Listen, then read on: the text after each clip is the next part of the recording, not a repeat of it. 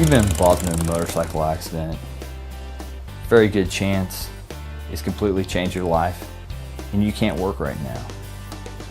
And because of that, it may be difficult, if not impossible, for you to pay an attorney to represent you. My firm, we work on a contingency fee basis, which means if we don't get you any money, you don't owe us anything.